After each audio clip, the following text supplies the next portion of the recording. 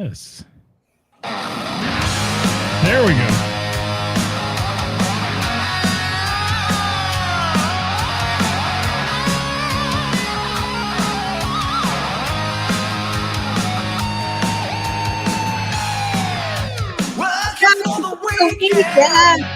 Then I won't see you. I flip on the poker face. Yeah, I know where to go.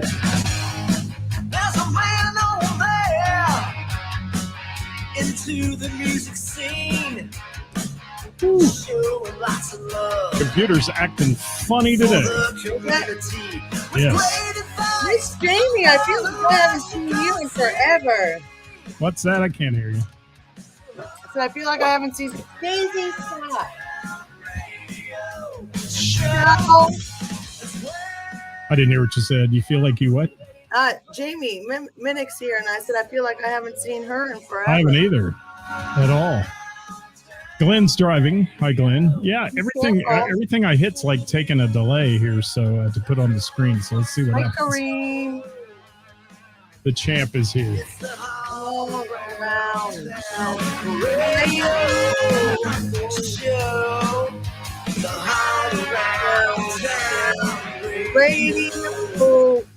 Radio. Hi, buddy. You're looking festive today. Festive? You are. You got your Bell and the Bear shirt on. Wow, your name on it and everything. Yeah, that's really cool. One of the first ones I got. Oh, nice. I like it, Ceris. It's really cool to see you. Shrinks. Yes, whatever they call you this week. Ceris. I got called Ceris a lot on Sunday. Did you? Ceris? That's okay. Well, as long as they're calling you out, I guess. I hope it was good. I hope it was good. Sunday was amazing. Yeah. Well, good for you. I'm happy for you. All right, Jim Kilroy. That sounded so like, I'm happy for you. I am. I'm glad it went well. I'll leave it at that. Rob Paisley in the house. Weird. Bob Klein. I'm not weird. We've got a show to do, so let's get to it. My bad for having a conversation. You're really on a roll today, aren't you? Good thing I didn't come on early and talk to you. I'd be really pissed off right now. Yeah, I'm the one that has the problem. Let's go. Yes. Hi, Kevin. What's Jamie got to say? Man, I'm having some computer issues here, so hopefully we'll be able. When I hit the comments, they're just taking a long time to import. Oh, Gina McCann. Hi, Gina. Hi, Chad. Chad, you are the coolest with that instrument, whatever the heck that was, the vibrating thing. The vibrating thing? Yeah, I don't remember. Do tell. We want to know. He got on stage and was playing. What was it called? Vibrating something? I can't remember. A vibrating thing. Yeah, I don't remember what it's called. Well, Chad, please tell us what the vibrating thing was. Vibra-slap. That's right, Gina. Vibra-slap. Vibra-slap. Man, I could use that some days. Is it a slap or a clap? I don't know what it was. It was very interesting. Wow. How about that? Hang on. I'm trying to find something here. Go ahead and talk, will you? Do something. Sorry. Just Madam Angela Combs was just messaging me, so I just needed to reply. Yes. Okay. All right. It's Hot Topic Tuesday, where we spread joy and judgment, and I'm always a jerk. Yes. There we go. Just for you. Means you're not a liar. No, I'm telling the truth. I know I'm a jerk. I'm going to be more of a jerk today, probably. So hope you're ready for it. How about that eclipse yesterday? Wasn't it great? That was super cool. It was. That was one of the coolest things I've ever seen. That was super cool. Chad said he slapped the crap out of that. He did. It was a ton of fun. That woman was a ton of fun, too. There we go. Vibrating thing, Bob Klein says. I said the same thing. I don't know. Yes. Those little emojis. I don't know. How are you, Karis? I'm wonderful. Are you? Yeah. Well, it looks like we've got some people caught up with the live. I'm trying to get the old iPad up and running here. So we're going to have a great topic today, though. We're going to talk about, we've hit on it a little bit in the past, but we're talking longevity. We're talking how to be relevant and remain relevant in the music business, both musicians and venues. I'm seeing a lot of venues changing hands. I'm seeing a lot of venues closing. That's a sad thing to see, even, now that we're back up and running after all that other mess that took out half the people. But, it's weird how to maintain relevance in the music business, I think. What do you think? Repeaters, I was reading somebody trying to bash a bar. Sorry. So I was confused. All right. Well, hang on. Let me find that. Ryan Douglas Moore.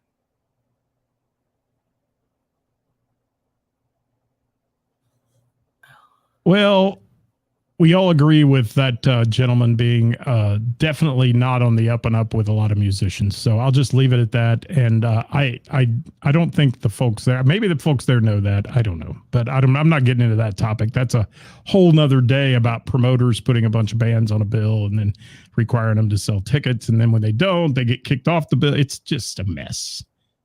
So I'll leave that alone. But you didn't even answer my question, Ceris. So here's my question again. Okay.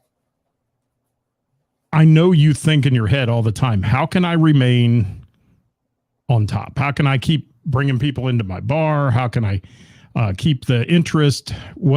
I've seen you do it even on a Thursday night where you're like, oh, this is starting to slide here. Let's pick up the pace, make it good so people walk away with a good feeling and don't end up with 10 slow songs or sad tear in your beer songs or any of that stuff. So I know your wheels are always spinning.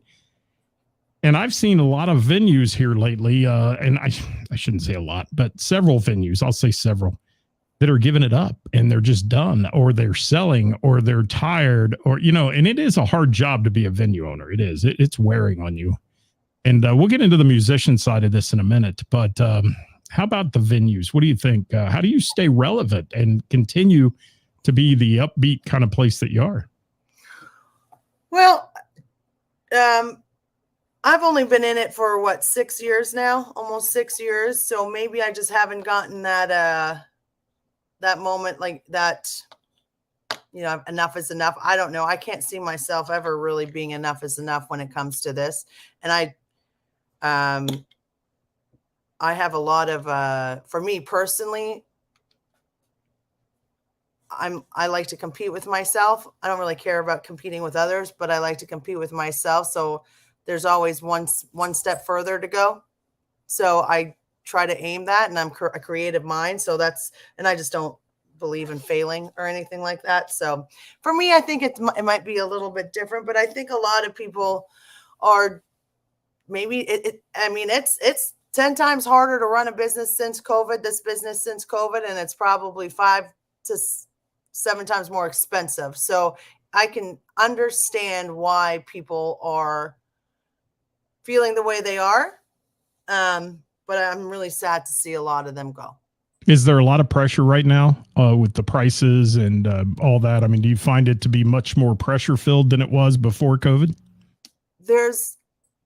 Yeah. And I don't know if that's a pressure that I'm putting upon myself, or it's a pressure. I think it's just, it's probably more so on myself. I like to, I don't know. I like to be the best at the shit that I do. However, I know that that's not possible forever, but I'm sure as hell going to try to keep doing it. Do you think sometimes, because I know you and I have had this talk about me at times, do you think you set too high an expectation sometimes, or high bar to try to reach? Every single night. Yeah. And sometimes it just doesn't happen, and it can be in your mind, very disappointing, right? It is, but but a lot of times it does happen. So I think that's why I keep setting it, because I'm like, okay, well, I make goals every quarter. I make some new goals, and I try to meet those goals. And when I don't, I get disappointed. Thank you, Kareem. That's a good one. I'm sorry. A big thing, whether artist or venue, is having a good, loyal core following that can sustain you during hard times. That way you can experiment with ideas. You're right. And unfortunately, nowadays, with how much more, like how that worked pre-COVID, you could totally be fine. But now you need more than that because it costs so much more. It really does. People are really underestimating how much it costs to run this business and how much work it takes to run this business.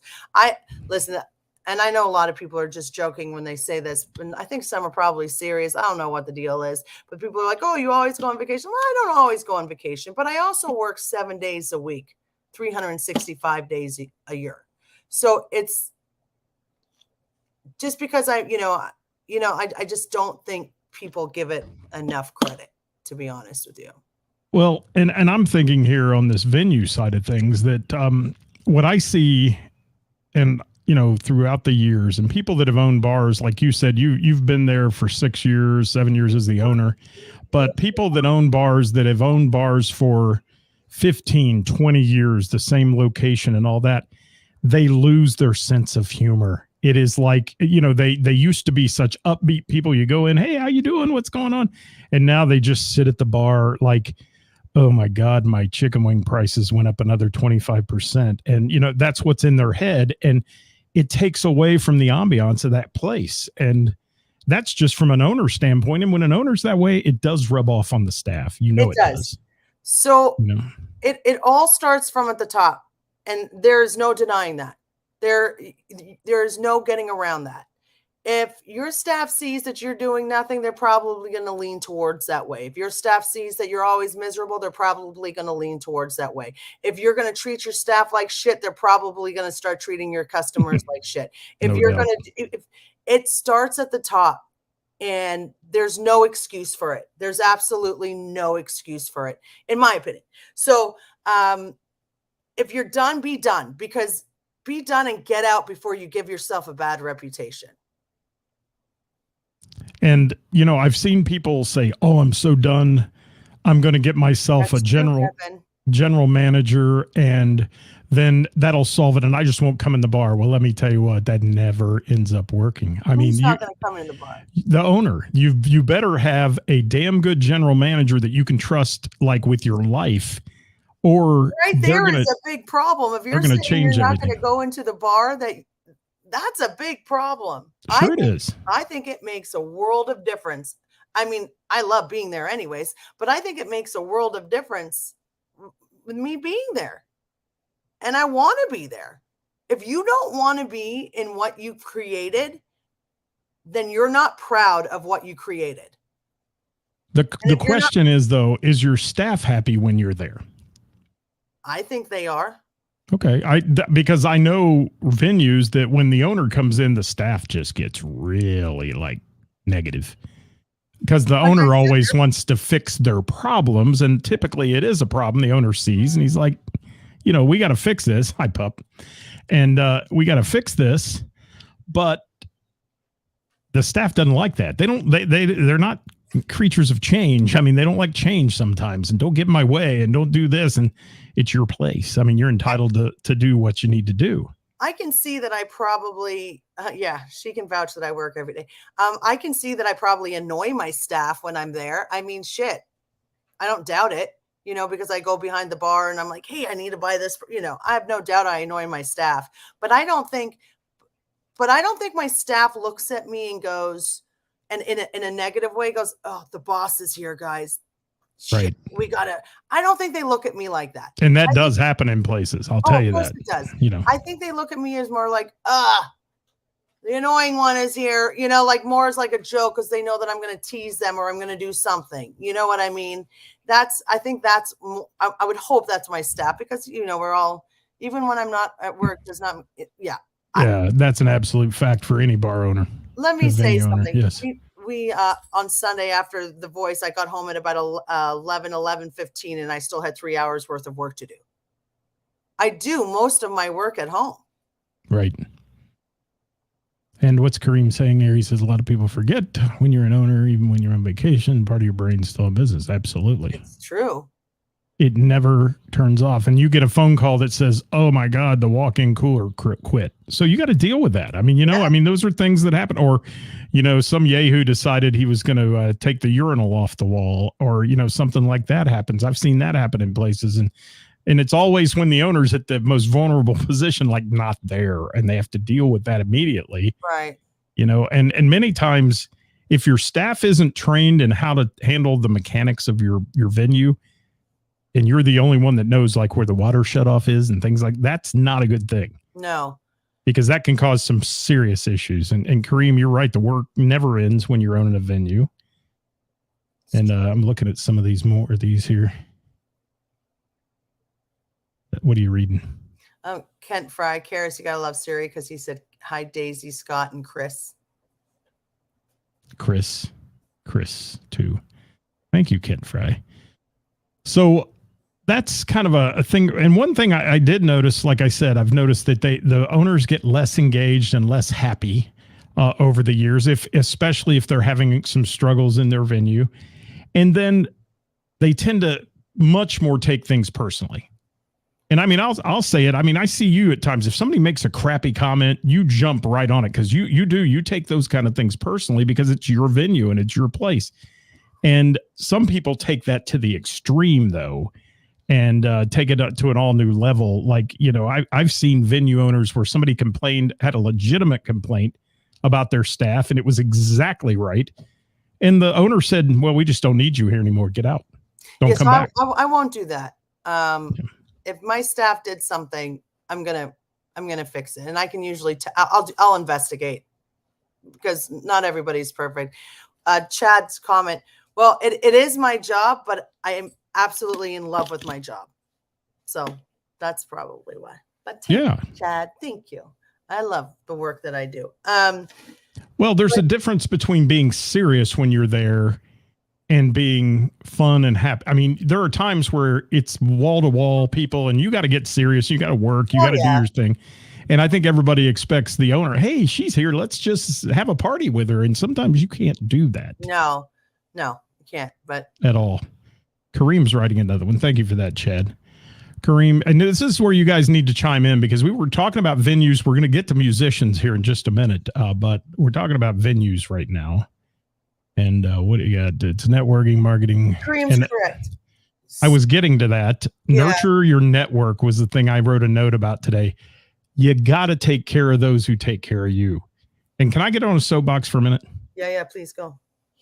Well, perfect example is, and one of the reasons that when somebody wrote into the show about longevity, I thought, you know, that really hits home because what I see with my side of things, and that's the supporting music and MC work and all that stuff, I've got about so it's either me or it's just the nature of the business. I've got about a year and a half at any known location till people just make you irrelevant. And you start to, you know, you feel like, man, when you're there, people love you. They want to be part of what you do. They want all that.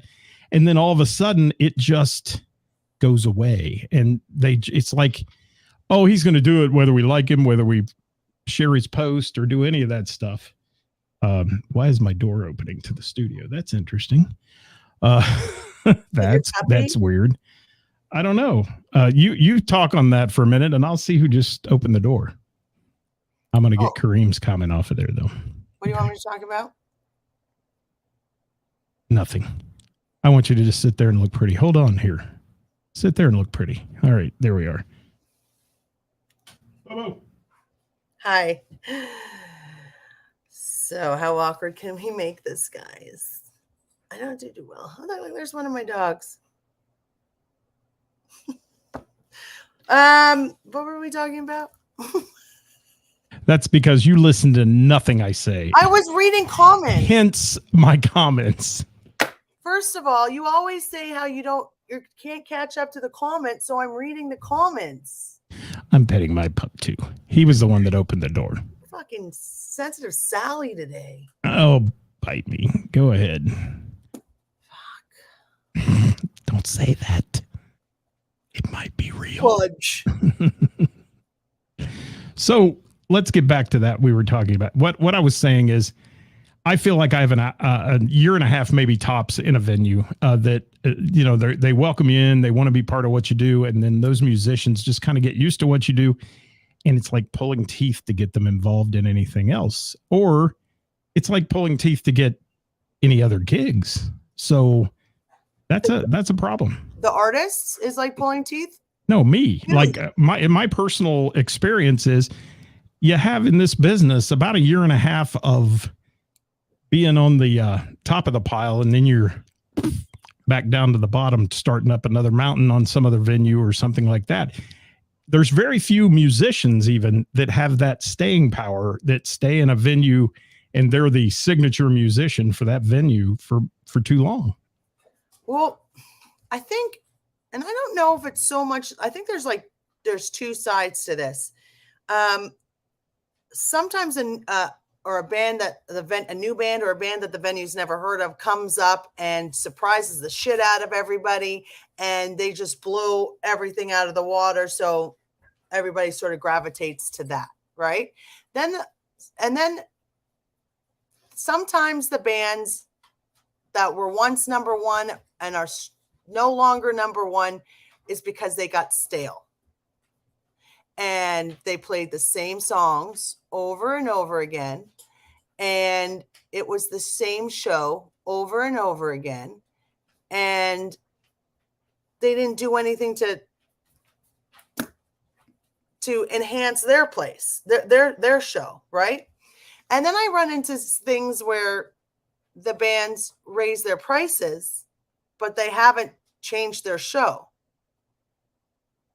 And things are already dropping. Like, the people coming in isn't nearly as high as it was once when they were playing, but now their price is higher. So if you're going to raise one, you're going to have to raise the other to make it even. Give somebody a reason to want to pay more, right?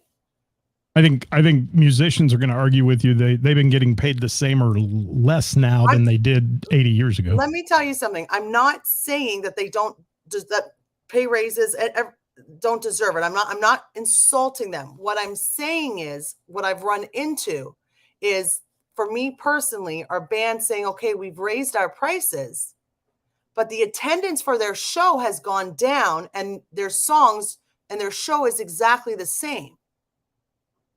Bandflation. I can't, I'm not going to that's hard now that I charge a cover. Okay. But I still think that,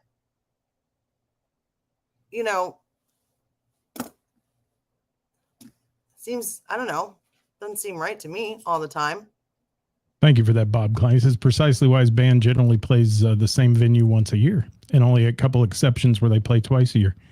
Yeah, you don't want to oversaturate for sure. And part of that is I think people stop learning in this business. I think owners stop learning, and you've tried and tested things. You've had things that didn't work, and you've done promotions that didn't really work. You've had promotions that have been home runs. And so you put that in your little memory bank, your floppy disk up here, and you say, okay, note to self, don't do that one again. Or that one really worked. How can we make it even bigger? And that's the way you think. I've been with you. I know you. Mm-hmm. When we have those big fundraising events, my God, you're looking at the next year before we're even done with the day we're on. Mm-hmm. And I think that's respectable. Some people don't want to put that effort into their venue or their band to make it better. And that's what I'm talking about. Is there seems to be a lack of, sometimes, not all, and this is not for all instances, and this is a small percentage of it, but there seems to be a little lack of effort and passion. Like they don't care anymore. They're just, all right, we're here to play. This is our set list. It's the same set list, but we're asking for more money. Are you asking for money because you're not getting booked as much? Like, what is it? Because the attendance down. And if you're not paying attention to the attendance, and if you don't care about the attendance, well, then you're not a fair teammate for me. Well, a wise music man once told me to release your perfectionism. If you're a perfectionist at what you do, find a way to release it to your audience and give them more than they expect. And I think you're right when you're talking about bands here, that they get riding on a high, they get booked a lot, they're the number one band in their town, they're all this, and all of a sudden they stop striving for that brass ring, so to speak. It's like, oh, we've made it, now we can just skate, and that's not good. I mean, they sit and they're comfortable, they're content, and that's it. And isn't that really the problem with almost everything, like in relationships as well? People stop trying in relationships, they stop trying at work, they stop trying to improve and engage and just better what they are, because, well, I already married him, or I already married her, so I don't really have to do anything, or I already got the promotion, so I don't really have to worry about it, or I got more money, so I don't have to really do anything. Like, that's what you should never stop striving to be better than you were yesterday. Ever. You should never. Good comment, Bill Marks. Great comment. Yes, Bill Marks, 1,000%. Complacement equals death. Death of anything and everything. I 1,000% agree with you. And that's kind of what I was saying about some of our musical artists. And I think to have longevity in the music business, and people will argue this. I mean, you can look, and we had the Naked Karate Girls on the show. They've been around for years and years. They book at a high rate of pay. They play all 300 and some dates a year. All right. So, I mean, they're doing something right to have longevity. Absolutely. Whether it's consistency, I don't know. I mean, McDonald's is around too, and everybody bitches about, oh God, the McDonald's food and this and that, but there's never a day their drive-thru's not got a line of cars. I mean, it's like they've been around for years, and these bands have.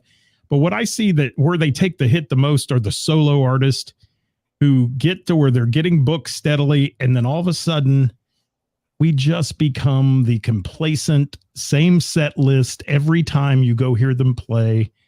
And frankly, that to me is boring and complacency, as Bill said, which equals eventual death in the music business. That's Scott's opinion only.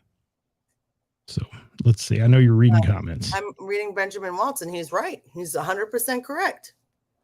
Let's look. Any one band to stay fresh at one venue. Yeah, absolutely. So I'm going to use Under the Sun as an example, because not only am I a massive fan of Under the Sun, but they're doing it right. So I think they only play out once or twice a month. And I think they've played, they just started playing here at my bar last year. And I think they've added new songs already, like 2 or 3 times. Because they care, like they give a shit. They're high, like you can see their passion just flowing from that stage.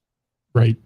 They get off on the fact that the crowd absolutely loves them, and you should. Because if you don't, then why are you then you're just doing it for money, and it shows. It just shows. So, what do you think on the musician side of things? Let me see. Got a couple more comments here. Seven says you got to keep things fresh, keep them on their toes. Yes, I agree 100% with that. And I've yet to see Under the Sun, so I can't comment on them. But I can comment, and there are people out there who are haters of the menus. I will tell you this: Tim Goldrainer is a genius. He's doing something right to be around for 36 years or however many years the menus have been there. They have longevity. People could learn from them. There's a lot of bands and artists that people could learn from. But even a national act, they'll all tell you, get it while you can, because it may not be there tomorrow. Even for them who get out and ride the circuit and tour and all those things, it can go away as quickly as it came. Yes. And I think that's the same thing in the bar business. The same thing with venues is venues get to riding high. And I mean, I lived the dance craze era. Okay. The disco era, all that stuff. There was a bar on every corner that would hold 1,000 people on their dance floor. Where are those now? Nowhere. Right. Like nowhere. I worry every weekend. I mean, you can ask Kathy, you can ask Sean, my GM. I was like, have we plateaued? Or is that it? Are people sick of us? I worry about that every all the time. All the time. I know you do. Because I don't want to. I'm still having so much fun.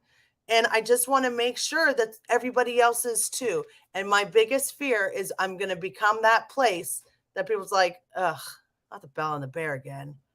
And it's okay if, like, it's just, I don't want to be complacent. I don't want it to be the same. There has to be something. You got to give people something to come back to. You got to. And if you don't care and if you stop trying, then in my mind, you don't care what happens. You're just doing it to do it at this point. I've been running the wrong scroller the entire time, so I'll turn that off. And I think that goes with everything. Bad apple. It's from last week. It does go with everything. And therefore, don't you think there should be a lot more embracing of people who strive for perfection? Instead of jealousy, instead of not helping them or saying, "Oh, come on, you're overdoing this. You're overthinking this." You're a constant thinker. Your mind is moving 100 miles an hour all day long about your venue and how you can bring people in. Yeah. And, oh my God, ticket sales are a little low on this national event or whatever. I got to pick up the pace. I got to promote it. You're thinking about that all the time.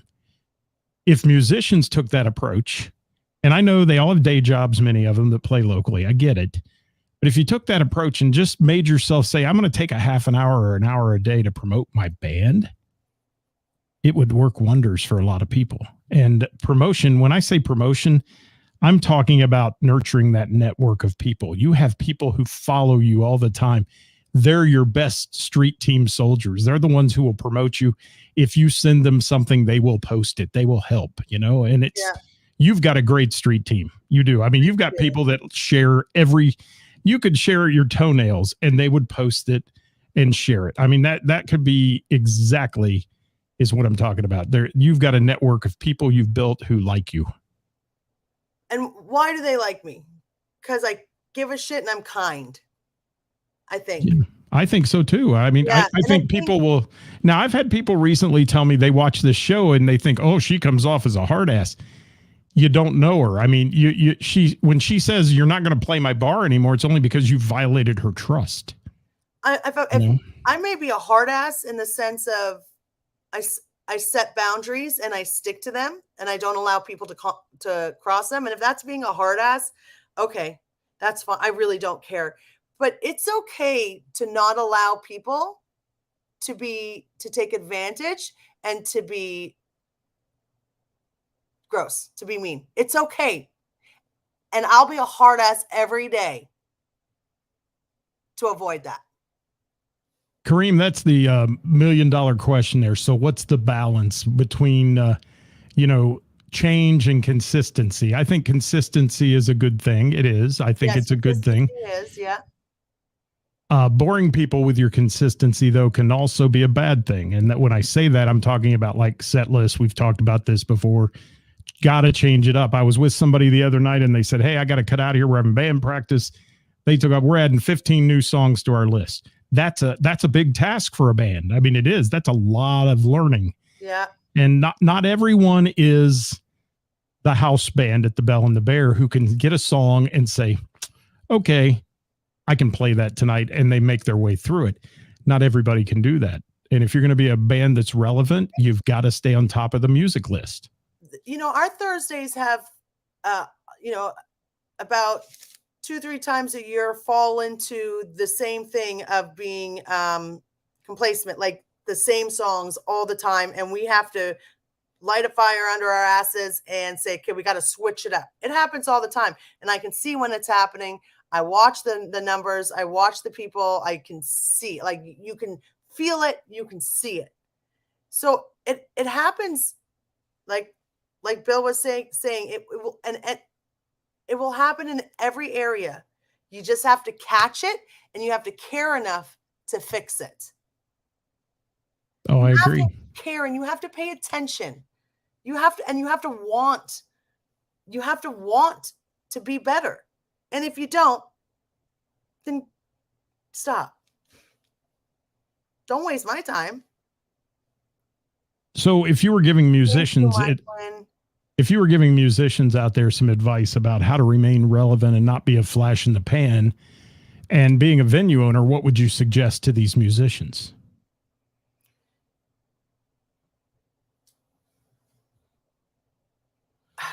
Put you even more on the spot. There we go. What would I suggest to musicians to? I would say, if you're doing that, if you actually care. So I just had a band message me, and they're like, because I hadn't responded, and I felt bad, but I've no excuse, but I hadn't responded in a really, really long time. And they messaged me and they said, at this point, we're just looking for advice.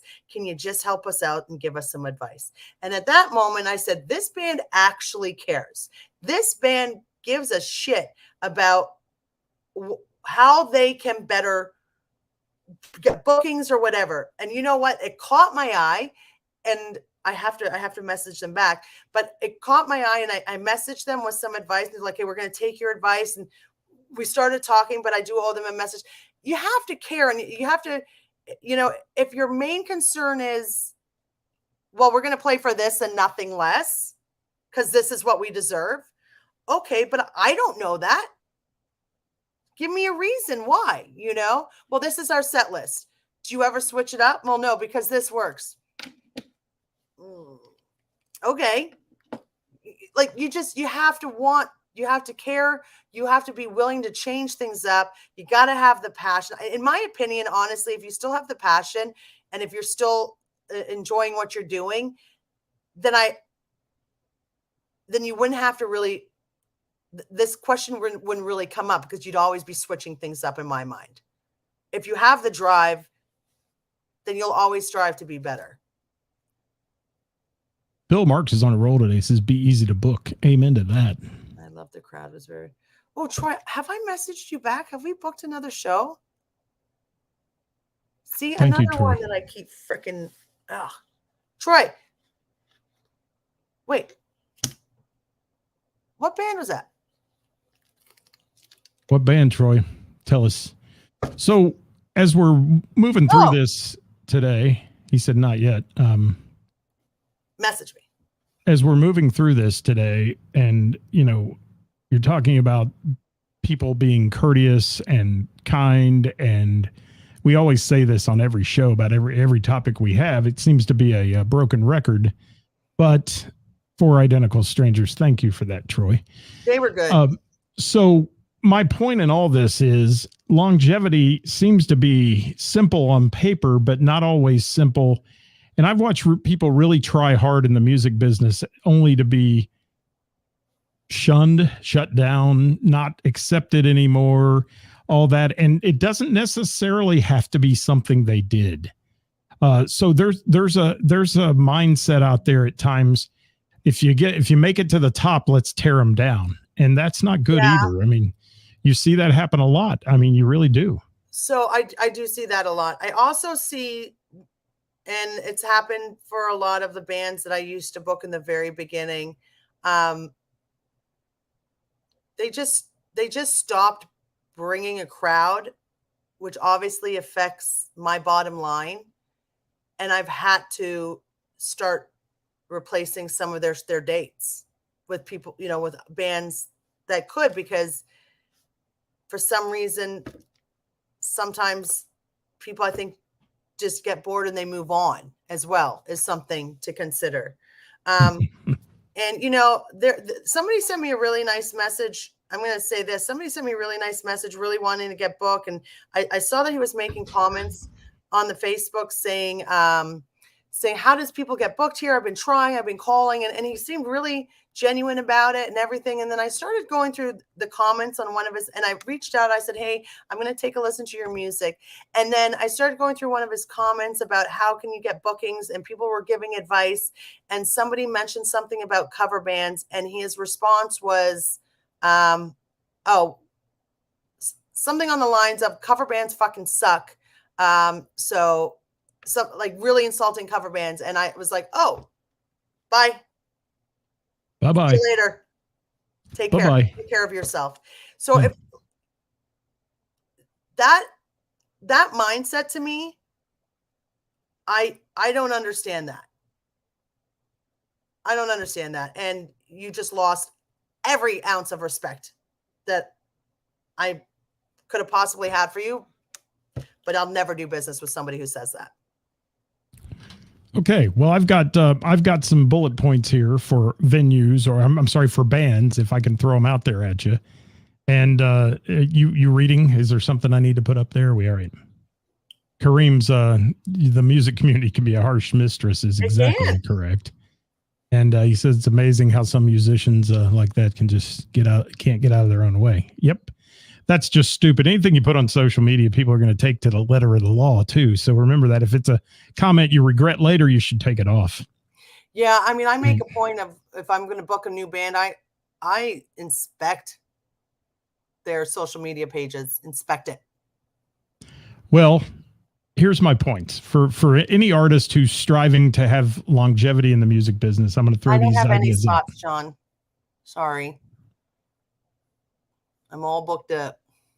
All booked up. Is that a song? No, that's all jacked up. All jacked up. Yes. And Ray Renee says, make sure the venue books your band style. Yes, absolutely. So maintaining your sense of humor, I mentioned it earlier. As a band, you've got to maintain a sense of humor with what you do because you are not a rock star. You are not traveling on a bus. You are not getting $400 a seat tickets. You're playing a local venue. Keep that in mind. Don't let your head get bigger than the garage door they open when you play and it's nice outside. So just keep that one in mind. Respond to people's messages and emails and things that come to your band page. If your band page sits there in a dormancy and nobody ever answers it, you're doing yourself an injustice. Same thing with your social media. You got to do something relevant. We've talked about this, Ceris. You got to post. You've got to be out there so people know you're alive and striving to get booked and all those things. Yeah. I mean, can I touch on that or no? Yeah, go ahead. Okay, so that really nice band that reached out and asked for advice, they had all these bullet points, and one of their things was, and we have this many followers on TikTok. And I said, so here's the deal. TikTok means nothing to me and probably nothing to my followers. And any live music venue in the suburbs usually tends to have an older crowd, and older crowds are on Facebook. So if you want to actually, if you're telling me that you're only going to be advertising on TikTok, that does nothing for me. Absolutely nothing. So if you do want to book this at my venue, you're going to need a Facebook page because that's where I do all of my advertising. You are reaching out to me on Facebook, which means I do my advertising on Facebook, which means you need to do your advertising on Facebook too. It's very important to do your research. I always say research, research, research. And they took and they said, we started a Facebook page. So if you're trying to team up with somebody to make a partnership, and when you're working with a venue, you decide to play there, you have agreed at a partnership. Ask that partner where they would like you and what they would like you to do to advertise it. How would you like to see this happen? Work with me. Be willing to ask. I can't stand when people be like, hi, I've heard your bar is great. I'd like to book my band. Have you ever stepped foot into my bar? No, but my friends have. That's great. Call me when you walked into my bar. Yeah, because not everybody's a fit either. I think they come in and there's an intimidation factor with your bar. I'm going to say that it's not the customers, it's not the venue, it is the talent you book. And some people come in there and they think, oh, I need to go back to the practice room a little bit before I ask to book there. There's a reason for that. I mean, there are plenty of places you can play open mics, get your experience on stage. You can get booked in smaller venues and things that'll do that don't have the expectation of the crowd that Bell and the Bear has. And the expectation of the crowd there is the music's going to be top notch. So if you're not, if you're thinking you're top notch and then you walk in and you see these people playing there and you're like, ooh, I got to up it another notch. It's time to go back and practice and then come back at it again. I mean, you're not opposed to booking people. You're opposed to booking people that suck. Yeah, I hate to say that, but it doesn't do you any good or them any good. They aren't ready. So that goes back to what I always preach is being self-aware. And when I hear a band that goes on my stage on a Thursday and they're not ready, I'm not going to say they suck. I'm going to say they're not ready. Suck was a bad term, but you know what I'm saying. No, I know what you're saying. I'm not criticizing you. I understand that. But when they're not ready, and they may not be ready because they haven't been together long enough, or they need more practice, whatever the reason is. If you're not paying attention to what was on before you and after you, and you can't see the difference, then you're missing something big when it comes to this industry. You're missing self-awareness. And some bars are not the place to practice. Absolutely. Okay, couple more points real quick here. That led right into my other one about always be learning. Learn about your social media, learn what works, what doesn't, learn what works for the venue you're going in, and go to the venue and see what kind of place it is before you try to cold call them and get booked there. And then we talked about the not taking things personally. If you get turned down by a venue, don't go on social media and blast them. That's just suicide for you as a band. Or a musician. Yeah, and so many people want to get hateful. They wouldn't book me, blah, blah, blah. You may not just be a fit. It's not that your music's bad, your songs are bad. It's just you're not a fit for that venue. Yeah. And keep it in mind. I mean, I know country venues that Under the Sun's not going to go play because they don't play that music, okay? I mean, it's needless to say, it's venue specific as to where you get booked and their style. And as Kareem said earlier, it is, you got to look at the style of the venue and whether you fit it or not. And, is that I'm trying to read. I think don't do that. No. And my last couple of points were that one we talked about is releasing your perfectionism. If you're a perfectionist at what you do, don't be proud of that.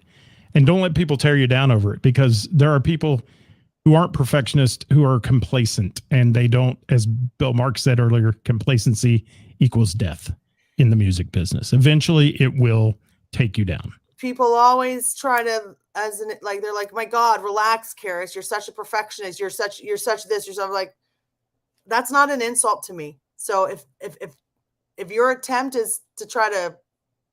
But I get tired of hearing it. People tell me that I get tired of hearing it. You know, I don't really care. Yeah, I do. I get tired of hearing it.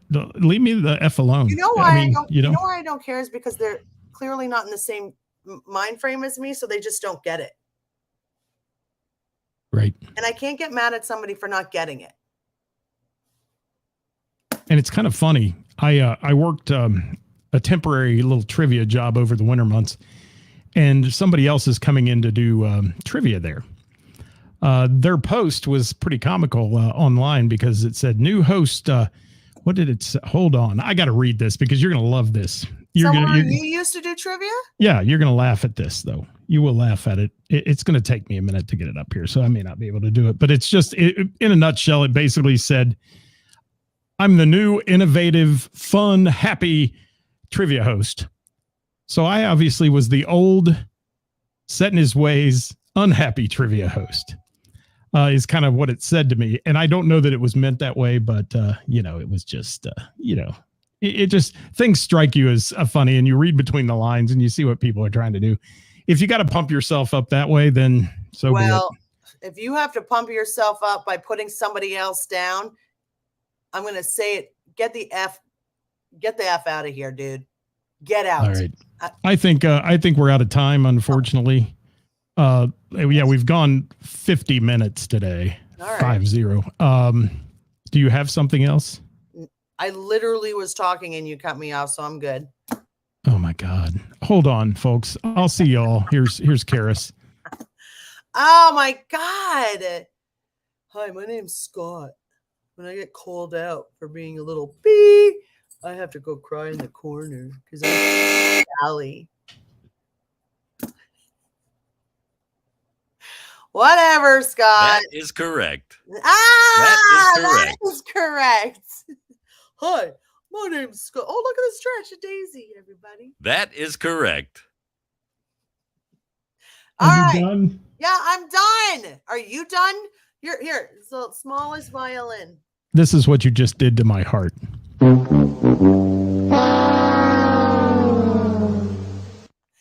Thanks for all the kind words, Chad. Thanks, Chad. Ceris 1, Scott 0. Chad, Thank you. Honestly. Yes. I do this every week on Tuesday just so I can be abused by my co-host. Thank you all so much. I appreciate you very much. You're going to miss me when I'm gone. Karis will be doing this show solo next week. I'm not good on my own. I get awkward. I need you. Yeah, you're on vacation too much. Isn't that what you said earlier?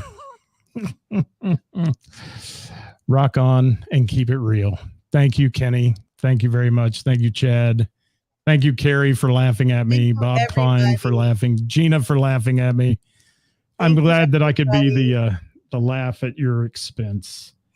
Gina, I need you to do an out teaser here for me someday so I can get rid of some of these other people. Can we just get Gina to just I just need her to just sing, just stand behind me and just sing. Sing the Hall Around Town theme. How about that? Oh, Gina, do the Hall Around Town theme. You think? Yeah. All right. Let's say bye. Okay, bye. Bye. This is Ray Renee from That One Party Man, and you are listening to Hall Around Town Radio. That's right. I like it when they have that DJ voice. Radio. We're out of here. I'm killing it early. Bye.